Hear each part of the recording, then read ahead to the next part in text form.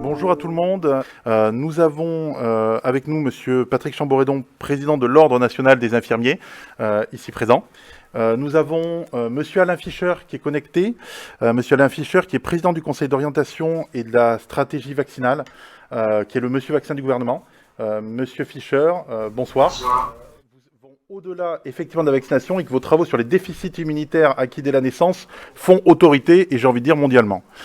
Et ensuite, on a Madame Caroline Roy, qui est directrice déléguée à l'Ordre des infirmiers et des infirmières au Québec. Merci pour votre présence, Madame Roy, et bonjour. Pour commencer, Monsieur Alain Fischer, j'aurais une question. Je vais commencer par une question. Est-ce que vous pourriez revenir en quelques mots, en fait, sur les différents types de vaccins qui ont été autorisés par les autorités européennes? En fait, comment ça fonctionne, quels risques représentent et quels bénéfices? Professeur, à vous la parole. Fabriquer la protéine spike. La protéine spike, c'est la protéine importante du virus qui est à sa surface, qui permet au virus de se fixer sur des cellules. Donc, entraîner par l'injection de ces petites nucléotides chez les individus que l'on vaccine une réponse immunitaire, notamment la production d'anticorps, mais pas uniquement contre elles, est susceptible de bloquer l'infection des cellules par le virus, donc de bloquer la maladie. Il y a le vaccin Pfizer et le vaccin Moderna qui sont quasiment les mêmes. Il y a beaucoup plus de vaccins Pfizer que Moderna en France, en Europe de manière générale. Et de par le monde depuis courant décembre, il y a environ 400 millions de personnes dans le monde qui ont reçu des doses de ces vaccins. Donc on a des informations assez importantes. On sait qu'ils sont globalement bien tolérés de façon exceptionnelle, environ une fois sur 100 000, et peuvent provoquer ce qu'on appelle un choc anaphylactique. Une brusque chute de tension chez des sujets prédisposés qui souvent ont des antécédents de ce type qui ont souvent sur eux un système injectable d'adrénaline qui est complètement. Et des accidents aussi rares qu'ils soient justifient qu'après la vaccination, on remet des personnes pendant une heure pour s'assurer qu'il n'y a pas d'accident de ce type. Au dehors de ça, ce vaccin est bien toléré et très efficace. Bien dans les études cliniques, ensuite dans l'application en vie réelle, dans les données par exemple en Israël, en Grande-Bretagne, il apporte une protection très très bonne pour la maladie et surtout, ça a été montré en Israël, contre les formes graves et contre les décès prévenus à 90%. Évidemment sans recul très important pour l'instant, mais ce sont de très très bonnes nouvelles et Moderna c'est la même chose. Le second type de vaccin, c'est le vaccin adénovirus, donc le principe, on utilise des petits virus connus qui donnent de façon banale des infections rhinopharyngées qui sont inactivés, donc ils ne sont pas capables de se diviser dans le corps une fois infectés. Et ces virus sont modifiés pour contenir le gène de la même protéine spike. Après injection intramusculaire, c'est 2 injections à 12 semaines d'intervalle. La présence de la spike induit une réponse immunitaire et c'est le même principe. En termes d'efficacité, les essais cliniques ont montré une bonne efficacité dans des études anglaises et une étude qui vient de sortir aujourd'hui aux États-Unis et en vie réelle, on va dire en Grande-Bretagne, des données d'efficacité apparemment comparables en termes de la prévention des hospitalisations des sujets vaccinés par l'AstraZeneca, la marque. Comparaison mondiale en efficacité à ce qu'on observe avec les vaccins ARN. J'ai observé sur plusieurs centaines de milliers de personnes, notamment en Écosse ou sur l'Angleterre. Donc, très très bonne nouvelle en termes d'efficacité, même si on a un petit peu moins d'informations sur l'efficacité du variant dit sud-africain, sachant qu'en France, le principal variant dit britannique, c'est-à-dire russe, qui a muté et c'est des très grandes qui présente l'essentiel des infections actuellement, et on sait que aussi bien les vaccins ARN que le vaccin parfaitement décidé. Le vaccin AstraZeneca, une question de tolérance, il provoque de façon non rare chez les sujets qui ont un syndrome pseudo-grippal dans les 48 heures qui suivent la vaccination. C'est pas grave, c'est désagréable. Ça peut être atténué par la prise systématique de paracétamol. Ça crée pas mal d'émoi parmi les jeunes professionnels de santé. Franchement, ça peut être un petit moment désagréable, mais c'est pas quelque chose de grave et ensuite cela paraît complètement. La semaine dernière, il y a eu une alerte concernant ce vaccin et la possibilité qu'il provoque aussi chez des sujets plutôt jeunes, et 55 ans, plutôt des femmes. On a une forme très particulière d'accident thromboembolique, thrombose veineuse cérébrale, des anomalies de la coagulation assez particulières. Une vingtaine de cas observés en Europe. Il y a un signal qui suggère qu'il puisse y avoir, c'est pas prouvé, mais il y a une possibilité que ça puisse être une vraie complication du vaccin par un mécanisme qui n'est pas connu aujourd'hui. De ce fait, l'analyse bénéfice-risque a conduit la France à décider que pour l'instant ce vaccin soit utilisé plutôt chez les personnes de plus de 55 ans, puisque là on n'observe pas non, que chez les personnes âgées de moins de 55 ans, donc la plupart des professionnels de santé amenés à se vacciner en ce moment veulent recommander pour l'instant, en attendant d'en savoir plus, les vaccins ARN, Pfizer, Moderna. Voilà le petit tour d'horizon du vaccin disponible en France. Merci beaucoup, professeur. On va revenir avec d'autres questions. J'ai une question pour Madame Roy. Au Québec, quelle est la situation actuellement et quelles sont les compétences et pouvoirs infirmiers justement sur la vaccination? Est-ce qu'il y a une différence avec la France? Dites-nous tout, Madame Roy. Oui, bonsoir. Il me fait plaisir d'être avec vous et d'avoir été témoin de cette annonce pour vous qui constitue une avancée. Là, je suis très contente d'être parmi vous. Alors, au Québec, la situation, bien sûr, n'est pas différente de la France. Là, on a quand même l'état d'épidémie actuellement. On a quand même 3400 cas et plus là, de confirmés. C'est sûr que depuis à la première vague, nous, on a eu vraiment plus de décès là, qui étaient associés à l'infection au niveau des personnes âgées. Au Québec, la situation a été assez importante au niveau des CHSLD, même très importante. Avec la deuxième vague, on a vu une plus forte incidence de cas. Là, donc, la campagne de vaccination qui a été mise en place et qui est menée rondement actuellement vise beaucoup à diminuer l'incidence de la maladie, à diminuer le fardeau de la maladie. Donc, il y a vraiment eu toute une stratégie de priorisation là, qui a été mise en place, entre autres de favoriser au départ là, toutes les personnes hébergées, les travailleurs de la santé. Donc, la campagne avance bon train au niveau de la vaccination. Là, en date d'aujourd'hui, on a plus d'1 million de personnes au Québec qui ont été vaccinées, ce qui constitue environ 12% de la population, avec les vaccins là, énumérés par M. Fisher. Donc, actuellement, là, ça se déroule bien. On est rendu dans les différentes tranches d'âge. Donc, on a vu aussi une diminution marquée là, au cours des dernières semaines au niveau des des personnes âgées de plus de 70 ans. Là, il y avait vraiment une diminution marquée là, d'incidence de 30%, donc qu'on attribue là, à la vaccination, donc avec ces bienfaits là, qu'on peut compter au Québec. Pour ce qui est du rôle des infirmières, c'est certain qu'au Québec, les infirmières sont au premier plan là, au niveau de la vaccination. Nous, ça fait déjà quelques années, là, depuis 2003, il y a eu la loi du Code des professions au Québec qu'on appelle, qui est venue donner une activité à l'infirmière qui lui permet de procéder à la vaccination sans ordonnance, peu importe le lieu d'exercice. Donc, ce qui fait en sorte que nos infirmières au Québec là, peuvent faire effectuer l'évaluation prévaccinale, décider d'administrer le produit immunisant là, qui est compris. Nous, on a une Bible au Québec là, qu'on appelle le protocole d'immunisation du Québec, dans lequel figurent les vaccins là, qui sont autorisés au Canada et au Québec. Donc, le rôle infirmier depuis 2003 permet là, d'administrer là, tous les vaccins qui sont compris dans ce protocole-là. Et bien sûr, ça inclut là, les compétences des infirmières pour tout ce qui est l'exercice de la surveillance vaccinale aussi et toute intervention en situation d'urgence. Donc, c'est sûr que le rôle et les responsabilités infirmières, là, c'est vraiment incontestable et sont au premier plan. Il y a toute une stratégie là, aussi de déploiement. Nous, il y a plusieurs professionnels là, il y a eu une collaboration de plusieurs autres professionnels pour que tout le monde puisse venir mettre la main à la pâte. Donc, des professionnels qui ont été autorisés aussi par arrêté pour permettre là, d'injecter ce qui n'était pas permis autrement. Donc, c'est la situation actuellement au Québec. Là, je pourrais revenir plus en détail là, s'il y a des questionnements précis là, par rapport au déroulement de la campagne de vaccination là, au cours de la tribune, mais c'est un bref survol là, de l'épidémie du rôle des infirmières au Québec en lien avec la vaccination. Ça m'inspire une question comme ça. Est-ce qu'au Québec, vous avez aussi les mêmes problèmes que finalement en France? Et je poserai la même question au professeur Fischer sur l'hésitation vaccinale. Est-ce que les infirmiers sont des leviers pour combattre justement cette difficulté que l'on pourrait rencontrer tout autour de convaincre et expliquer les bénéfices, faire part des données acquises de la science et discuter de faits scientifiques avec les patients qu'on prend en charge au travers de cette disposition particulière depuis 2003 pour les infirmiers au Québec?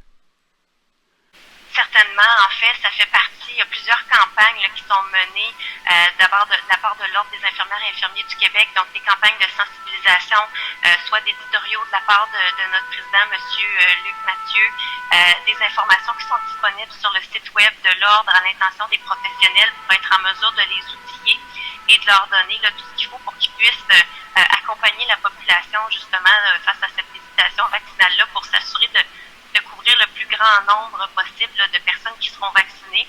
Et on rappelle aussi, nous, parmi les devoirs et obligations déontologiques là, en lien avec la vaccination, les infirmières et le rôle majeur qu'ils peuvent jouer. Nous, actuellement, les données qu'on a là, en date de décembre, là, les plus récents sondages, là, c'est que l'hésitation vaccinale dans la population, on avait quand même plus de la majorité de la population, soit à peu près 67% de la population qui avait l'intention de se faire vacciner. Et on voit de moins en moins d'hésitation de la part aussi des professionnels à se faire vacciner. Et on voit vraiment un engouement aussi de la population face à l'offre vaccinale, les possibilités de prendre des rendez-vous rapidement quand même selon les priorités qui ont été établies. Mais on voit vraiment une bonne participation de la population du Québec à cet effet. En fait, on est en train vous êtes, grâce aux infirmiers, à leur rapport et à leur autonomie dans tout ce qui est vaccination, on voit bien qu'on est en train de gagner une bataille au Québec. Professeur Fischer, comment voyez-vous le rôle des infirmiers? Est-ce que vous pensez qu'à l'instar de ce qui se passe au Québec, on pourrait effectivement combattre cette hésitation vaccinale qu'on n'a pas encore trop mesurée en France, mais qui est un sujet, vous qui êtes très investi dans le champ des vaccinations et pas que de la vaccination Covid? Et je pense que c'est une bataille en cours qui n'est malheureusement pas encore tout à fait gagnée. Je pense que les infirmiers eux-mêmes sont partagés par deux tendances, et je suis convaincu que d'une part la mesure prise annoncée ce soir, une forme de responsabilisation, va avoir un effet indirect sur la confiance en la vaccination, parce qu'au sein des infirmiers, il y a des personnes comme vous et beaucoup d'autres qui sont des militants au sens positif du terme en faveur de la vaccination, qui se sont engagés, qui vaccinent déjà beaucoup, par exemple, dans les centres de vaccination, donc vont pouvoir le faire au domicile des patients, et ça c'est une avancée qu'on attendait depuis plusieurs semaines et dont, encore une fois, on doit se réjouir. Mais en même temps, nous savons que au sein de l'hésitation vaccinale, au sein des professionnels de santé en France, même si jour après jour la vaccination progresse, nous savons que une fraction des professionnels de santé, plutôt parmi les plus jeunes, expriment une réticence à la vaccination, et pour l'instant, comme vous savez, la couverture vaccinale de l'ensemble des professionnels de santé en France atteint environ 50%, ce qui est insuffisant. Dans les maisons de retraite aussi, c'est à peine plus de 50%. Il se trouve que au sein des différentes professions, la profession des infirmiers n'est pas celle qui est la plus encline à se vacciner. Je pense qu'il y a un combat, entre guillemets, interne. Et à mon avis, la meilleure façon de convaincre parmi les infirmiers, je ne veux pas me focaliser sur eux, mais puisque c'est avec vous, un point essentiel à évoquer, la meilleure façon de combattre cette hésitation, c'est la discussion entre collègues. Je pense que dans une équipe de soins, par exemple, dans un service clinique d'un hôpital donné, lorsqu'il y a des infirmiers vaccinés, ils sont les meilleurs ambassadeurs et le plus à même de convaincre leurs collègues avec lesquels ils travaillent tous les jours, aussi de se vacciner, de montrer que ça s'est passé et que leur apporter tous les arguments concernant l'efficacité de la vaccination, la protection des clients, la protection bien sûr, la notion et l'exemplarité que peuvent avoir les professionnels de santé. Cette affaire-là n'est pas terminée, il faut en être conscient. Il y a un énorme effort de pédagogie à poursuivre à tous les niveaux. Et je répète que je pense que la façon la meilleure de mener cet effort de pédagogie, c'est au sein de la profession et au sein des professionnels de santé en général, proximité sur le lieu de travail, que l'on peut arriver à convaincre ceux qui sont encore réticents. Il y en a encore trop. Ça me permet permet d'une certaine manière de faire un appel à la responsabilité de tous pour que ces vaccins qui sont sûrs et efficaces, aujourd'hui ceux qui sont utilisés chez les professionnels de santé, chez moins de 55 ans, il y a un problème et ils sont efficaces, je l'ai rappelé tout à l'heure, soient utilisés au bénéfice des personnes.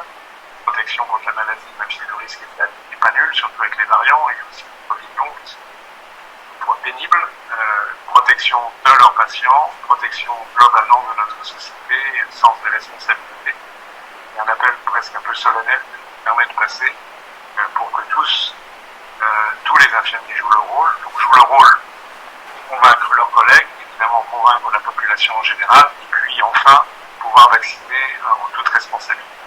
Vous avez raison, on a pris des questions là sur le Facebook Live, effectivement, la responsabilisation des professionnels, c'est quelque chose qui va permettre de faire des ambassadeurs, de faire de très bons ambassadeurs. Notre formation qui est scientifique et donc les données acquises de la science ne nous sont pas inconnues et on voit bien que l'effort de transparence auquel vous participez très largement en participant ce soir à ce Facebook Live, mais également avec le cabinet, avec Clément Lacouin qui toutes les semaines est très transparent à la fois sur les doses, sur les approvisionnements et sur les effets secondaires qui sont déclarés à la NSM, donc participe également à ça.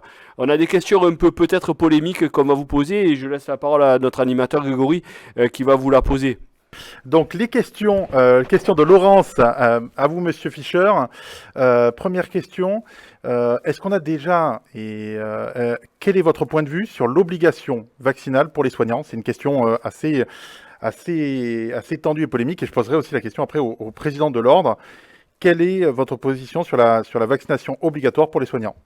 Je n'ai pas de position de principe contre. Je vous rappelle, chacun le sait, qu'il y a un vaccin obligatoire pour les soignants qui est le vaccin contre l'hépatite B en France, pour protéger les soignants eux-mêmes.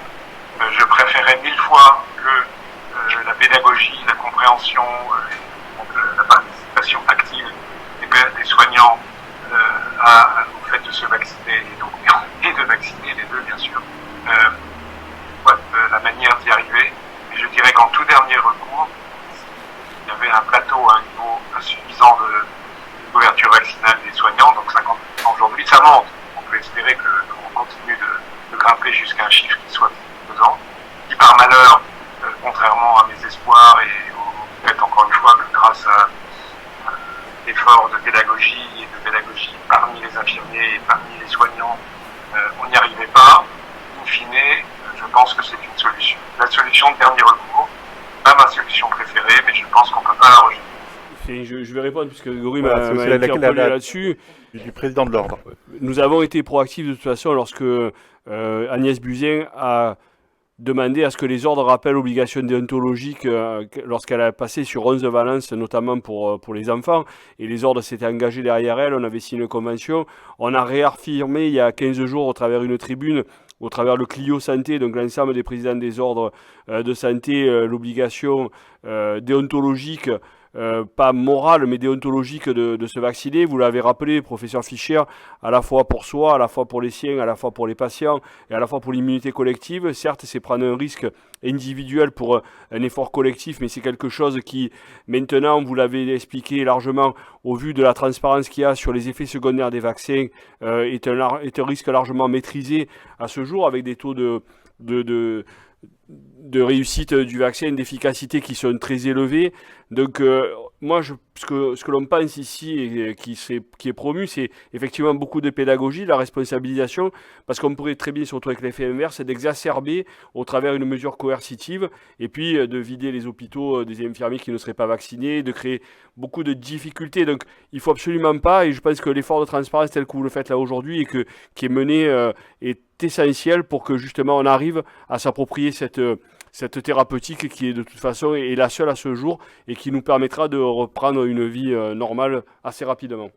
Une autre question pour vous de la part d'Anaïs, professeur, qui nous dit, mais en fait on n'a pas de recul sur ces vaccins, donc est-ce un problème? Quelle est votre vision sur le fait qu'on n'ait pas encore de recul sur ces vaccins-là? On a quand même un recul, pas énorme en définition, puisque les essais cliniques ont commencé à l'été dernier. Il y a quand même quelques dizaines de milliers de personnes qui ont été vaccinées à l'été dernier.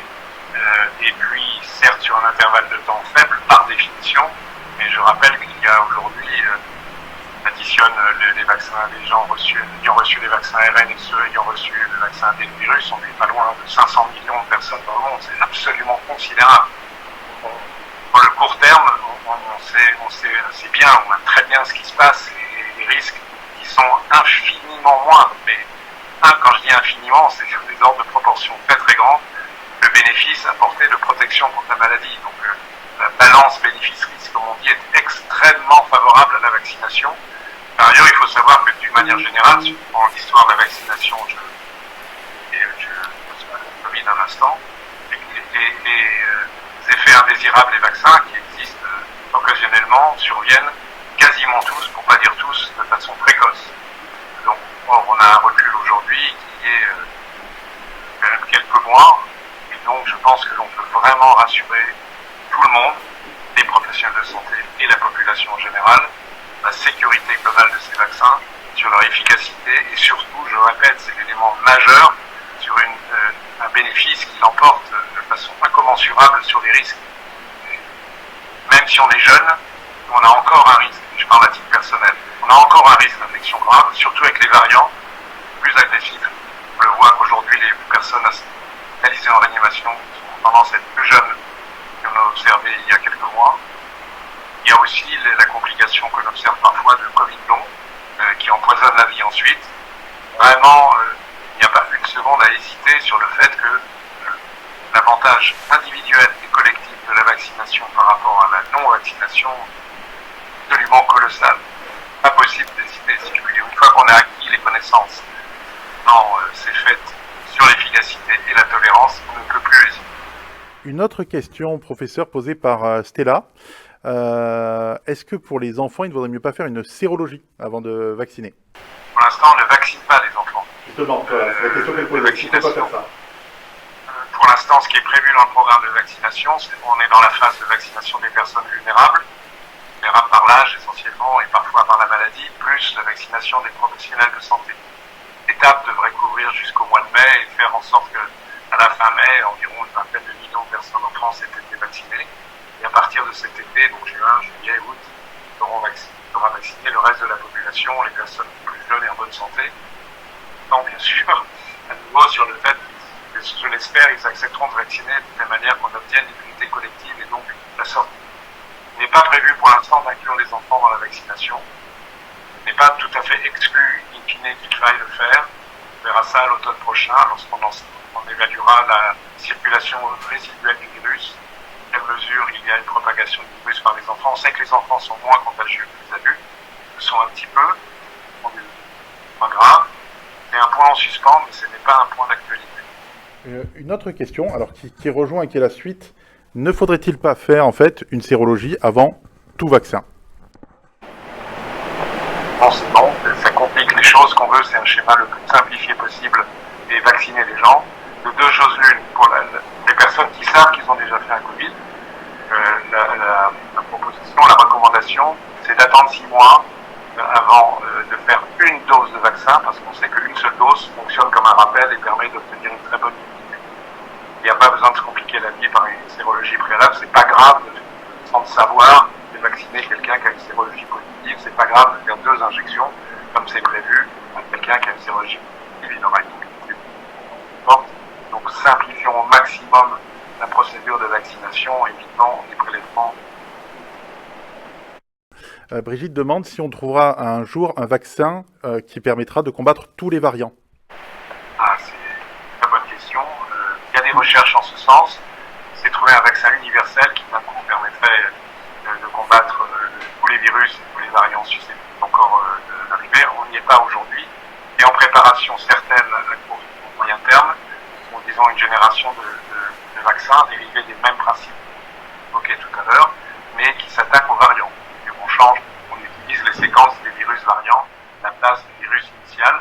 Ça permettra déjà, si c'est nécessaire, en fin d'été ou à l'automne, effectuer des rappels ou des primo-vaccinations avec ces vaccins-là, avec une bonne probabilité qu'ils soient efficaces non seulement contre les variants, mais éventuellement contre de nouveaux variants qui émergeraient à partir des variants existants actuellement. Mais la solution idéale, c'est le vaccin universel, ce qu'on cherche à faire aussi au Maghreb par ailleurs, mais qu'on a pas réussi à développer pour l'instant, mais c'est une voie de recherche.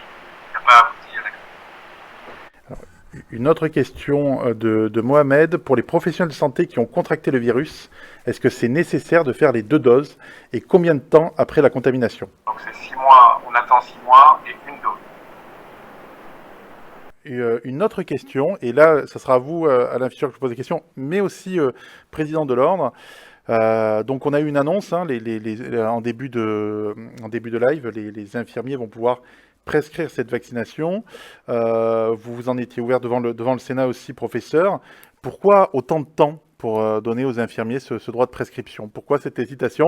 Ah oui, il fallait finir sur une petite question un petit peu sympathique quand même. Oui, je n'ai pas la réponse. Moi, à titre personnel et au titre du Conseil d'orientation de la stratégie vaccinale que j'anime, nous avions pris position déjà depuis que nous existons, c'est-à-dire depuis décembre, janvier, en faveur de la responsabilisation pleine et entière des infirmiers dans la vaccination, avec l'idée que plus il y a de soignants qui vaccinent, plus on vaccinera, mieux c'est, plus vite on arrivera aux résultats attendus. Donc je pas toute la réponse à cette question. Je pense qu'il y a un petit fond culturel français, une certaine résistance du milieu médical, malheureusement. Je fais partie du milieu médical, mais je peux le critiquer aussi, qui est sans doute un peu réticent, mais les choses ont bougé. L'ordre des médecins a bougé depuis très très longtemps sur cette question.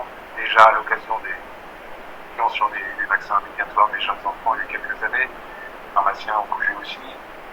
Mais bon, quelques réticences subsistent, et donc sans doute au niveau de la haute autorité de santé, quelques traces encore de cette réticence persistaient et ont retardé un peu le processus. Mais bon, on y est, et on y est à un bon moment, puisque c'est le moment où la vaccination va s'élargir par le fait que le nombre de doses disponibles augmente de façon très significative, donc par le moment en particulier, donc il va être possible de faire du aller vers, et les infirmiers avec des équipes mobiles aillent voir les personnes isolées qui ont du mal à se déplacer et aller les vacciner. Ça c'est vraiment bien que ça arrive maintenant, au moment.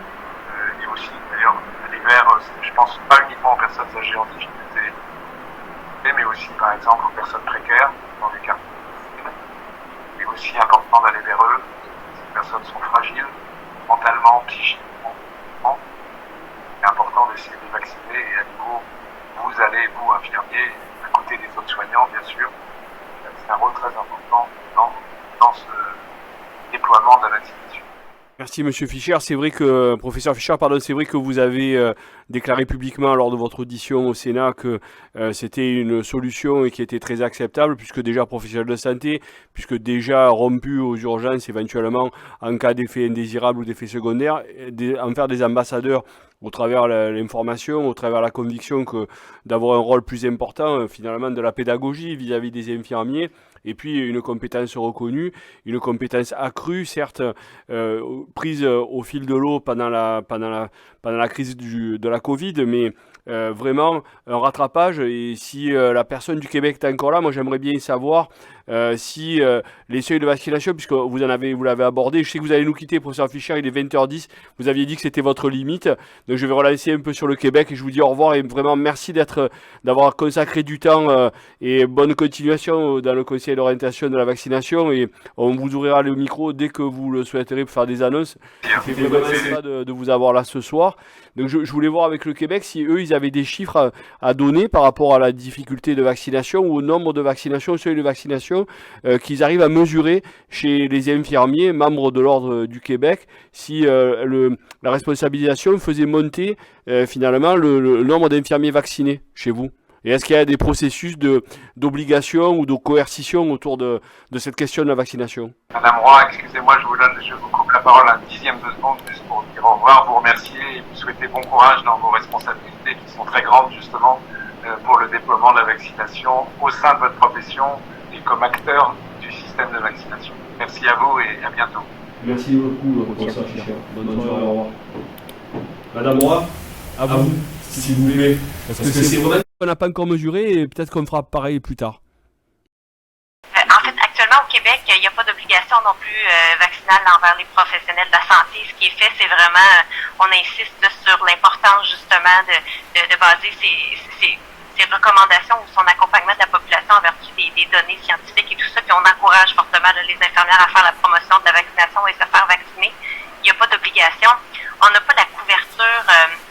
des données là, de quelques années, mais des données récentes, on n'en a pas. Ce qu'on constate, par exemple, c'est qu'il y a quand même de moins en moins d'hésitations. C'est les données les plus récentes qu'on a eues la semaine dernière là, de la part des autorités aussi au niveau de comment ça se déroulait. Mais on n'a pas à l'ordre professionnel, on n'a pas le taux là, de nombre de nos membres qui sont vaccinés. Tout ce qu'on sait, c'est que ça diminue, mais qu'il y a quand même de plus en plus des infirmières là, ont tendance à aller se faire vacciner. Et nous, ce qu'on a vu, c'est que beaucoup d'infirmières questionnaient justement parce qu'il y avait hâte de pouvoir bénéficier du vaccin. Donc, je pense que cette hésitation là, diminue de plus en plus là, avec l'efficacité aussi qu'on est capable de démontrer, là, vu la diminution des cas au niveau des clientèles là, qui ont été jusqu'à date vaccinées. Qu'est-ce que, par exemple, la stratégie qui a été mise en place pour la mise en œuvre de la vaccination était telle que faite en France, c'est-à-dire est-ce que les professionnels de santé ont été immédiatement appelés à être vaccinés de la part du gouvernement et est-ce que le vaccin est gratuit par exemple? Oui, en fait, les infirmières, et ça a débuté beaucoup avec les personnes hébergées, mais aussi les professionnels de la santé. Donc, l'ensemble des professionnels de la santé avaient accès gratuitement au vaccin, là, surtout celles qui étaient en zone rouge COVID. Là. Donc, les gens qui étaient, les professionnels de la santé qui étaient en contact là, avec les patients à risque. Donc, ils ont fait partie là, des cibles prioritaires à être vaccinés. Donc, la majorité des professionnels là, qui étaient visés ont été vaccinés, là, nous, en premier tour. Là. Et peut-être une dernière question, je ne sais pas, parce qu'en France, on n'arrive pas à dénombrer. Est-ce que vous avez des chiffres sur le nombre de professionnels infirmiers qui ont été atteints ou qui ont déclaré un Covid ou qui en sont décédés? En fait, est-ce que c'est sûr que c'est un peu lugubre et que c'est pas le moment de parler de ça. Pour nous, en France, c'est l'heure du dîner. Pour vous, c'est encore un peu l'après-midi. C'est peut-être pas le meilleur des choses avant d'aller se coucher, mais est-ce que vous avez des données là-dessus pour qu'on puisse essayer de comparer aussi avec la France? On n'a pas de données spécifiques aux infirmières. Par contre, on a environ des études qui sont ressorties récemment en 2020. Là, on avait environ 18% des travailleurs de la santé qui ont été frappés par la maladie, soit environ 20 000 travailleurs de la santé. Mais ce qu'on sait, c'est que c'est les infirmières et les préposés aux bénéficiaires chez nous là, qui sont d'assistance, des soins d'assistance, qui ont été particulièrement touchés.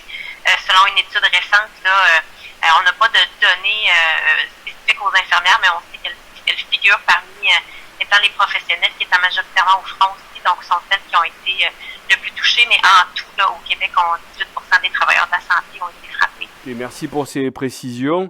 Je ne sais pas, je pense qu'on va clôturer là parce qu'on a commencé très tard et on n'a pas fait 1 heure, mais est-ce qu'il y a une question? J'ai une question. Une question pour vous, Madame Roy. Pour vous, Madame Roy, dans ce développement justement de compétences, j'ai beaucoup de questions en fait sur le chat qui disent au Québec, on a enfin compris justement quel est le rôle infirmier et quelle évolution. Qu'est-ce qui a fait en fait que ce rôle infirmier a évolué, que les infirmiers aient directement plus de compétences? Quel a été le déclic un petit peu qui nous manque en France pour que le décret infirmier vieux de 2004 évolue enfin, d'après vous? En fait, je pense que je peux parler en 2003 parce que c'est là qu'il y a eu le changement de la loi. Là, c'est une refonte majeure là, du code des professions chez nous au Québec là, qui régit l'ensemble des professionnels. On était arrivé au bout, je pense, avec la notion d'acte délégué. Donc, on voyait qu'on n'arrivait pas à rendre accessibles des services à la population qui pouvaient être faits là, par la compétence infirmière. Donc, la profession infirmière, là, on appelle ça chez nous là, au Québec la loi 90 qui est arrivée en 2003, est venue ouvrir cette possibilité-là puis reconnaître les compétences des infirmières, ce qu'elles faisaient déjà. Elles étaient très, très partie prenante là, de la vaccination. Donc, ça a été d'une part une volonté de collaboration interprofessionnelle aussi, une ouverture du corps médical, c'est sûr qui a donné lieu à cette avancée-là aussi, et la reconnaissance là, surtout là, des compétences et des connaissances infirmières là, qu'elles avaient pour être en mesure de faire ça. Donc, ça a été pour nous, cette locomotive-là là, de la loi 90 nous a permis d'avancer puis de vraiment être au premier plan là, pour la vaccination, de reconnaître cette activité autonome là, sans nécessité d'ordonnance pour justement dans une optique de favoriser, d'augmenter les cibles vaccinales, c'est sûr, parce qu'au Québec, on n'y arrivait pas et là, avec l'apport des infirmières, on est arrivé à des cibles qui étaient beaucoup plus optimales. nationale. Écoutez, je ne veux pas vous laisser le mot de la fin parce que c'est moi qui vous invite, mais je trouve que ces paroles que vous venez de prononcer, qui sont des paroles d'espoir finalement, par l'investissement, par les pouvoirs publics dans une profession au plus près des patients, en fait, ce que sont tout à fait les infirmiers, parce que qu'on soit dans les EHPAD, dans les établissements de santé, dans les établissements médico-sociaux, en libéral, à l'hôpital, on voit bien que les infirmiers sont la plaque tournante de cette relation de confiance à nouer avec les usagers, avec plus proche du corps, plus proche de l'intimité des patients, et donc une relation très particulière.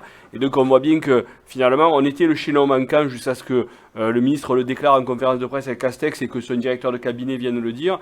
Mais on voit bien que finalement la France est en train de prendre un tournant avec les infirmiers pour avoir des mesures plus grandes de santé publique et permettre justement que nos aînés, mais pas que, puisqu'on voit bien qu'on va couvrir tous les champs de la société française, mais aussi mondiale, puisque l'OMS s'est beaucoup prononcé là-dessus en disant qu'il fallait, pour atteindre une immunité collective, vacciner dans toutes les contrées du monde, en faisant confiance aux infirmiers, être plus efficace et pouvoir enfin essayer de reprendre une vie comme avant.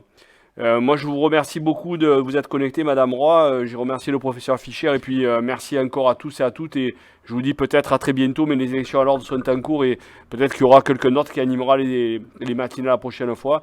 Mais en tout cas, je souhaite que l'Ordre du Québec continue à nous accompagner et à nous montrer un peu le chemin tracé, qu'on arrive à les rejoindre rapidement dans l'autonomie nécessaire pour la profession infirmière. Merci encore, Madame Roy, et merci à tous nos intervenants et à tous nos interlocuteurs ce soir. Bonne soirée à tous. Au revoir.